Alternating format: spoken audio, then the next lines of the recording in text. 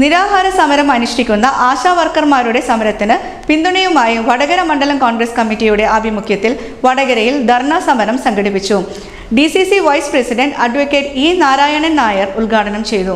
Secretariat നടയിൽ നിരാഹാര സമരം അനുഷ്ഠിക്കുന്ന ആശാ വർക്കർമാരുടെ സമരം തീർപ്പാക്കുക, അംഗൻവാടി ജീവനക്കാരുടെ വേതന വർധനവ് വരുത്തുക എന്നീ ആവശ്യങ്ങൾ ഉന്നയിച്ചുകൊണ്ട് വടകര മണ്ഡലം കോൺഗ്രസ് കമ്മിറ്റിയുടെ ആഭിമുഖ്യത്തിൽ അഞ്ചുവിളക്ക് ജംഗ്ഷനിൽ ധർണാ സമരം സംഘടിപ്പിച്ചു. സമരം DCC vice president advocate E Narayanan Nair ഉദ്ഘാടനം ചെയ്തു.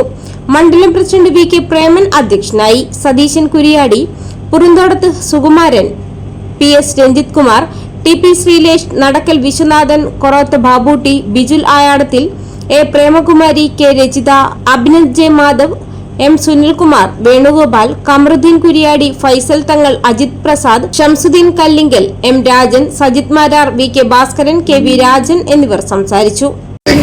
അന്വേഷിച്ച് അവർക്ക് ചുമതലയുള്ള വാർഡുകളുടെ എല്ലാ കാര്യങ്ങളും അന്വേഷിച്ച് അവർക്ക് വേണ്ട കാര്യങ്ങൾ ചെയ്ത് ഗർഭിണി പ്രസവിച്ച് കുട്ടിയായാൽ കേന്ദ്ര സർക്കാരിൽ നിന്ന് ലഭിക്കേണ്ട ആനുകൂല്യം പോലും വാങ്ങിക്കൊടുക്കാൻ പ്രവർത്തിക്കുന്ന ആശാവർക്കർമാർ 233 രൂപ പോരാ, ഞങ്ങൾക്ക് കൂടി, ഞങ്ങൾക്ക് ഇവിടെ ജീവിക്കണം.